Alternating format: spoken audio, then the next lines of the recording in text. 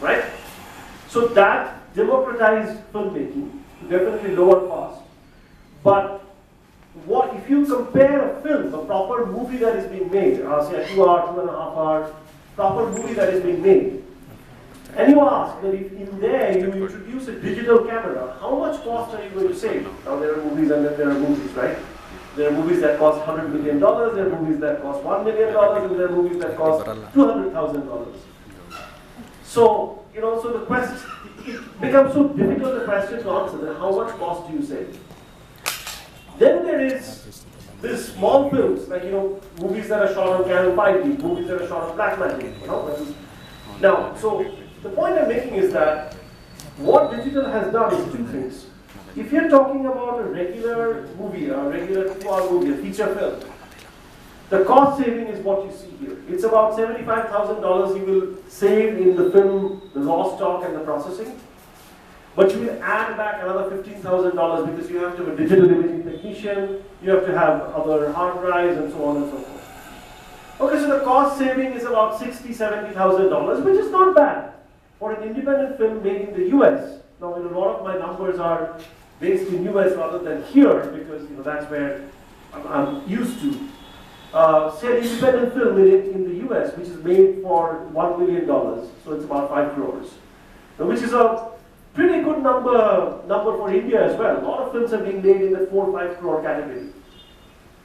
How much do you save? Well, you save maybe, if you are lucky, you save 10% of the cost. Not more. You do a proper calculation, that's what you save. So cost, as far as a big feature film goes, is not the reason why you introduce digital. There will be other reasons, but not this. On the other hand, the guy who's going to make a small movie, who's trying to be a filmmaker and wants to try out some stuff, wants to make a movie for 50,000 rupees. For him, digital is a huge, huge boom. Because previously he could not even get access to a camera, now he has a camera. And he can shoot the movie, put it up on Vimeo or YouTube or whatever have you, and all of a sudden you get confidence, hey, I can do it. And that's fantastic, that democratization of filmmaking, which is allowing filmmakers, ideas that were being completed. There was a big barrier as a filmmaker that you had to go through a film institute or you had to go to a proper production studio to get access to filmmaking. That is gone. That is completely gone.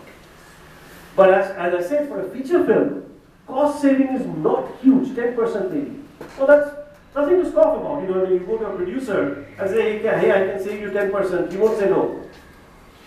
But it's not suddenly going to enable him to make the movie. I'll come to that. Second thing that's talked about in digital is that it needs less light. Really? We'll talk about that. Actually, digital may need more light. Okay, that we will come to. Okay, that said, I was not a convert.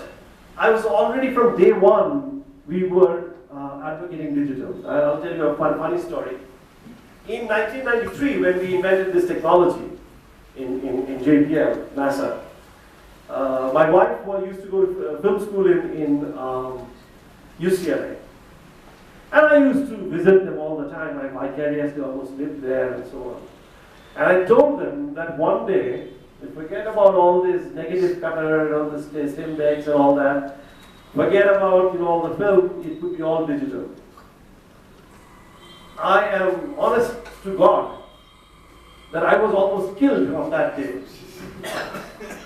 The whole class of that 1993 would have been in the jail by now. Because nobody could believe it. Nobody could understand. Now it feels like digital, yeah, of course, it's digital. But, just think about it. 5, 6 years ago, maybe 7 years ago, digital cameras were not that much in place. I was watching a movie the other day, which is kind of set in 2004, 2005. The technology that they're using at that point, in the movie, it's all technology. I think in the last 3 years, we have made a progress in digital movie making in ways that is astonishing. So, there is not a reason to go digital, but these are not the reasons we just normally talk about. Oh yeah, low cost, you need less light. No. All right, I'll bifurcate a little bit and show you a little bit of the technical stuff. This is the first picture that was taken in 1993 with CMOS active pixel sensor, which is, oh, I'm picking up feedback. When we invented the cameras, the image sensor technology, which is called active pixel sensors, the first sensors that were made was 32 by 32. Two columns around the edges didn't work.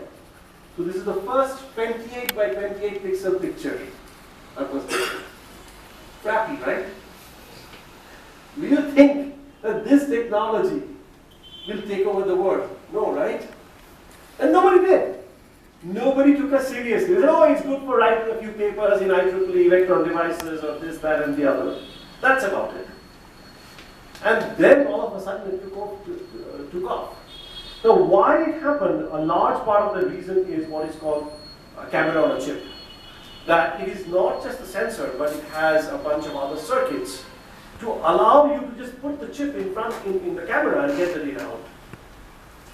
That is never that simple, but it's more or less that you bring in one power supply and you get digital data out.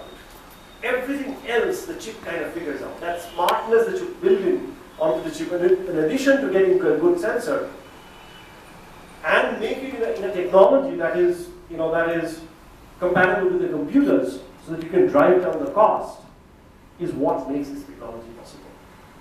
And this is the first camera we made. It's pretty small. It's the size of a quarter.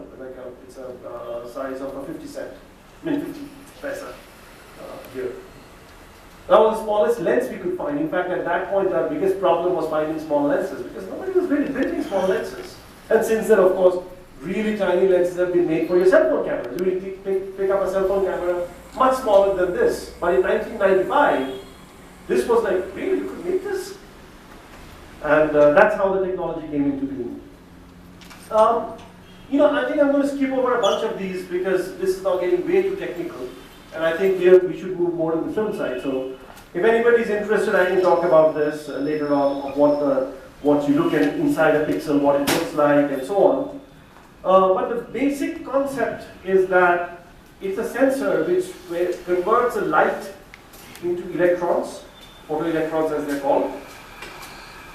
Those electrons then produce a voltage, and that voltage you read out very much like how you would read a RAM, a memory, if those of you are technically familiar. Except in a RAM you read out one bit, here you're reading out an analog voltage, and it's that analog voltage you convert into a digital number somewhere down the line. And the trick of the trade is the following. What do you think is the noise floor of these electronic sensors today? Say, I see a bunch of sensors. There is a cell phone camera, and there is a DSLR. What do you think is the noise floor? How many photons, how many minimum photons do you think these guys can detect? Any idea? How many photons on this camera will give you a readable signal? How much is it? 10,000, 1,000, 100,000, 5, 10, 2? 1 million. That's a minimum? I don't know. It's about 1. We are heading towards a point where it's almost getting to be a single photon detector. The noise floor is in 1 or 2 electrons, maybe 3 electrons. How much does that voltage correspond to? That's almost a few tens of microvolts. Now you imagine, you're trying to detect few tens of microvolts while your data is coming out at the rate of 10 gigabits per second. That's an incredibly complex system to build. I mean, at some times I wonder how the hell does this thing work? But it works. And we are constantly trying to push down the noise floor so that we can detect fewer and fewer photons. That means we can do better imaging in low light.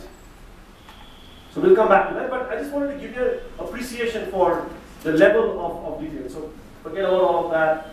This is what it looks like. Forget. One of the things I want to talk about very briefly, touch upon very briefly, is that this is something that you see with the digital camera in many places as a problem, which also becomes a feature, which is that in a film, you're quite used to seeing the entire film exposing simultaneously.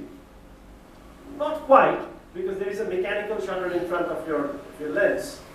But if you didn't have the mechanical shutter, when you open it, the entire sensor exposes at the same time. Not so in a CMOS imager. In a CMOS imager, it kind of exposes line by line, right? So the exposure time for all pixels remains the same. So you're running at 24 frames per second with 180-degree shutter, which means that you would be exposing for 1/48th of a second. All pixels see the same 1/48th of a second exposure, but each one is exposing slightly delayed from the other. So if one pixel started exposing at 12 o'clock, the next one is 12, 1 plus 1 millisecond, the next one is 12 plus 2 milliseconds, and so on. Okay. The impact of this is this edge problem that we see. I won't go through all the technical details, but I'll show you. So here is a picture of a toy train, and the toy train looks as it should be. Now you make the toy train move. What do you see? The whole thing becomes bent. Why? Because imagine a stick, and you expose the top at one point of time, and the bottom at the other point of time. If the stick is moving, it would look bent. Right? Now, there are ways of solving it, and in most digital cameras today, that solution has been done, and you can see that running it a bit faster, you can actually get the whole thing to align back up again. And there are tricks that are being played in most digital cameras today to line that back up again. But where it really shows up as a filmmaker, where you need to be worried about is if you are shooting, say, in a discotheque, or if you're shooting any kind of like a performance, where there are a lot of strobe lights that might be coming on. Now what happens is the strobe light duration is very short, right? So you might catch some of the image and not the other part of the image. So you see very weird effects. You see somebody's who you see only till half of their body, then they slowly vanish. All kinds of weird effects show up. Because your camera is also moving and the light is coming in pulses. So, and we know that as filmmakers, any problem that we have, we like to turn into our features. So we do that. When you're shooting inside because when you're shooting, say, a rave scene, who cares what the person really looks like? In fact, a vanishing person might give you a proper rave effect. So you try to use that, but you should be careful that with all digital cameras, if you move your camera too fast, like if you pan your camera too fast, or if you have strobe lights, you can get weird effects. It happens because you don't expose at the same time. Now, is it present in my sensor? No, Red has done a pretty good job of solving that. I'll show you a small segment, and you'll see that I moved my camera past vertical structures like trees, and you don't see the trees bent. So watch it. Let's see if it works.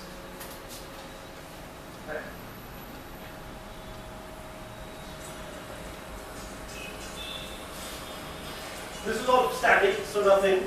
Now you see. You see that? You see no bend. You see all straight edges. And there was quite a fast move actually.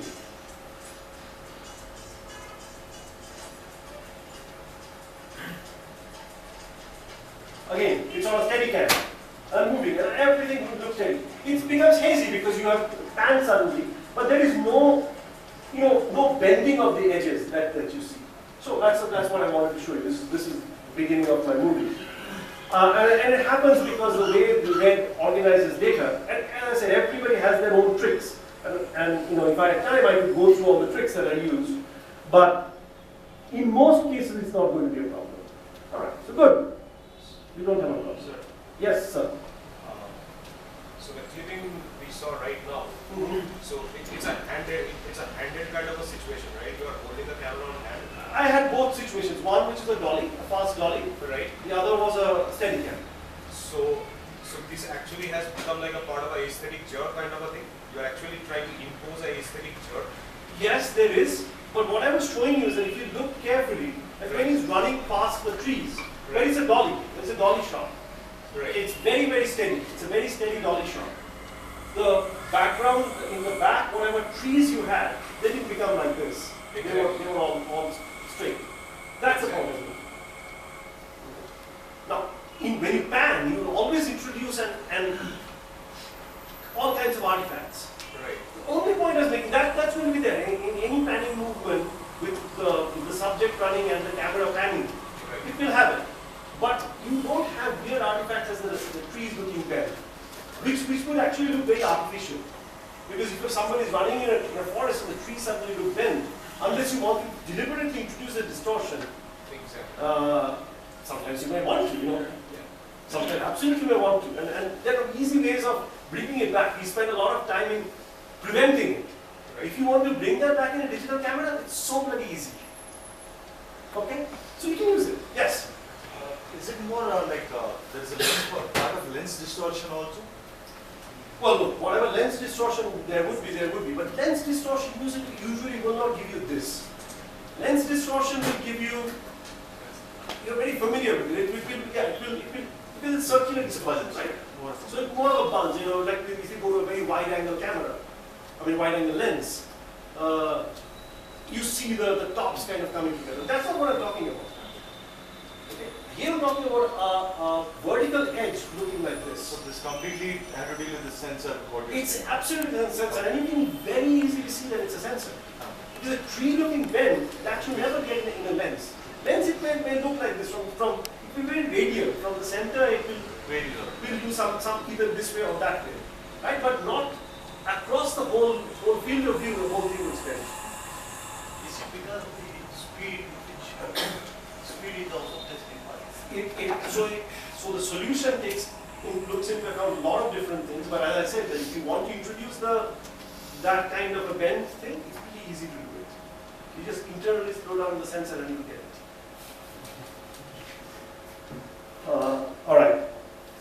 So, well, because when I was shooting, by the way, that was in 2010.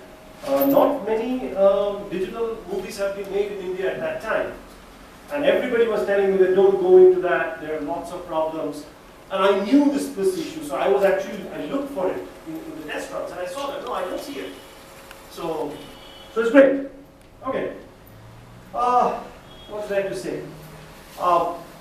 The main point here is that what is shown here is a transfer curve, that is how much is the output versus light, which is exposure in lux second, number of photons that's here. If you're familiar with film response, the film has what is called an S-curve or a log shape. I'm going to show you in a second. Film inherently responds in a logarithmic fashion to light.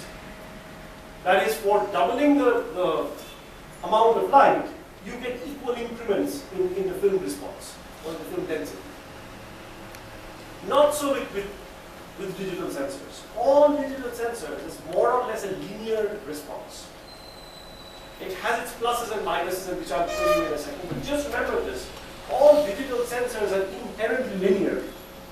And that's a problem, and that's also a great thing. Hold on, we'll talk about that. We'll go to one quick thing I just want to point out, because this is, when you're looking at image sensors or cameras, people still make an error. There are two terms that is used. Dynamic range and signal to noise ratio. They are not the same thing. Dynamic range means, like in this environment, what's the maximum light? The maximum light is probably that guy. And what's the minimum light that you can see, somewhere in the shadows? That ratio would be called the dynamic range. The maximum light to minimum light. And you obviously want large dynamic range because you want as much latitude in your sensor as possible. Signal to noise ratio is when you look at a particular point, say I have looked at this fire extinguisher. If I look at the signal and if I look at it many times, and I look at the variation of that, say in form of standard deviation, what is the ratio between the signal and the standard deviation. Okay? That's called the signal to noise ratio. So higher the noise or lower the signal to noise ratio, poorer the picture is. Generally speaking, you need about 40 to 1 in signal to noise ratio to get a pleasing picture. Now, of course, what is a pleasing picture will change from person to person, from filmmaker to filmmaker, from DP to DP, and God knows what. But generally speaking, what we call a decent image has a signal to noise ratio of 40 to 1. That is, at any given point, if you measure the signal, if you could measure its noise, it will be about 40 to 1 or more. Keep that in mind because that will come back again and again. Now, how much time have I used that? God knows how much time. 20 minutes. 20 minutes? Okay, alright. Good, we are doing well. Alright. This is the most important curve that I'm going to show you. What it is that on the y-axis, the digital values of a film and a digital camera. The blue is the digital camera response, red is the film response, and on the x-axis is exposure, so amount of light. I could have done it in number of stops as well. I did not. I did it Mach second, for instance. More scientific. For film, of course, you don't have a digital number itself. You have a density that you scan. And so if let's say you scan into the 14-bit system, you will get a digital number corresponding to the developed value. And that's what it's plotted here, on a log-log scale. X-axis is log, y-axis is log. What do you see? You see that, first of all, at the low light end, which is shown by this green arrow, where there's little amount of light comes in, like in the shadows, film craps out. Film has a toe below which it does not respond to light. Digital keeps going. Okay, so digital inherently has much better low light level response. And that's what the myth has come that, oh, film needs less light. Okay, and why I call it a myth, I'll come in a second. But this is great. This means that shooting at night, I won't need as much light. That's great. Alright, but that's not the whole story. The next story is on the top end. On the highlight level, not the mid level, the highlight level, like when you take your camera out and you're looking at your backlighted scenes, or scenes where there is a lot of sun. You see the blue curve is flattened out, it craps out. Digital sensor craps out. Film keeps on going. That is why a film, just in terms of latitude, that is number of stops that you can put, or number of exposure, that amount of exposure that you can get, you get good 16, 18 stops from a film. Maybe even 20 if you push the film a little bit. Digital sensors crap out about 12, 13, maybe 14 stops. Now, 2-3 stops of difference on the highlight level is huge. 2-3 stops means 8 times amount of light. Because every stop is doubling, right? So 2 stops or 3 stops means 8 times as much light can be handled by film than by a digital sensor. Which is why a lot of the DPs right in the beginning say, oh, digital is crap. So now you see how myths are created. Okay, so once you know this, you can use it. Once you know what the beast you're playing with, you know what tools you can use to control that beast. And that's why I think right in the beginning when digital was introduced, a lot of GPs complained bitterly because it looked crappy. Because in film, what you do is that you expose for your 18% grain. But you know why 18% grain? Because our human eye kind of sees that as the mid-level. Our human eye is logarithmic response as well. Okay, so film, you expose for that. And you forget about the top end, because the film has so much range on the top side. With digital, you do exactly the opposite. You have a lot more leeway at the bottom. you need to make sure that you're not clipping. Or if you're clipping, you're gracefully clipping. So lighting for digital has to be balanced more for highlight, while lighting for film has to be balanced more for low light. You want to make sure that you've got your shadows right in film. You've got to make sure that you've got your highlights handled in digital. If you keep this in mind, the digital will look just as good, maybe even better than film. But isn't it a matter of time that it will also, probably the range will increase? Very, very, very, very, very good question. Most cameras now, digital cameras now, are entirely using linear sensors. Everybody practically. That is Red, Arri, Sony, Canon, across borders, from cell phone cameras to your high-end movie-making cameras, everybody's using linear. There's a reason. Linear is reproducible. Non-linearity problem is not introducing non-linearity or that log, but how do you control it? How do you make sure that it goes into log at the right point? And all pixels have the same log shape. That said, there are stuff that we are working on. Bring it in. So, short answer to your question is yes. Long answer is I don't know when. Because it's also a matter of money. An Arri camera, if somebody is buying the camera at this latitude, why should they spend another $10 million trying to reinvent the wheel? But I think that's where the problem, that's where I think competition is good in some sense, because that's what's keeping everybody across. Like if all of a sudden, Red can come and say, hey, we can give you 3 more stops, you'll see everybody will go towards that. So as far as I know, nobody really has a program to address that, because there is plenty of other problems in digital as is. I'm not even talking about those.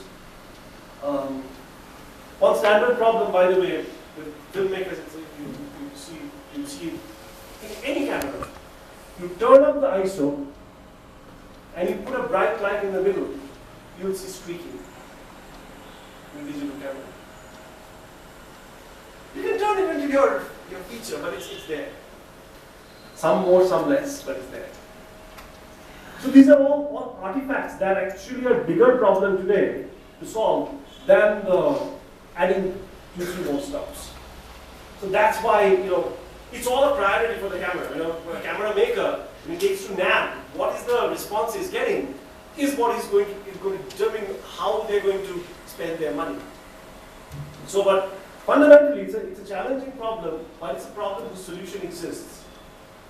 Question is, who has the stomach to do it?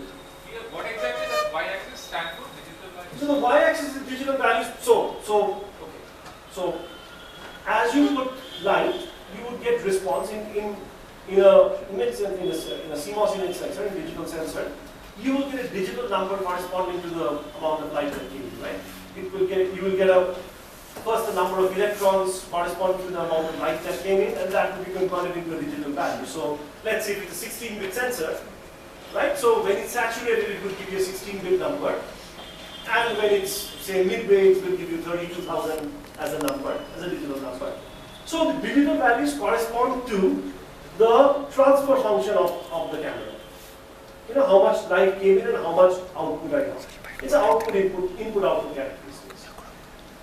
In lower lights, actually, film is doing for a higher output. No, the blue curve is the film. So you can see that the film, the blue curve is a digital sensor. Yeah. So that keeps on responding to low light. While the red one cuts out. Don't look at the absolute value. Okay, the response. You have to see the response. So it doesn't make sense if I change light and everything is large but saturated. It gives you no information. So similarly, the blue curve at the top is saturated, it's fixed, gives us no information. Point is to drag information out of it, right? In absolute terms, film is doing. In the absolute term here, it means nothing. I could add a number to it and make it's a digital number, right? So I can add a pedestal to it and make it any number, right? I could start with the blue curve, shifted it up by just adding an arbitrary offset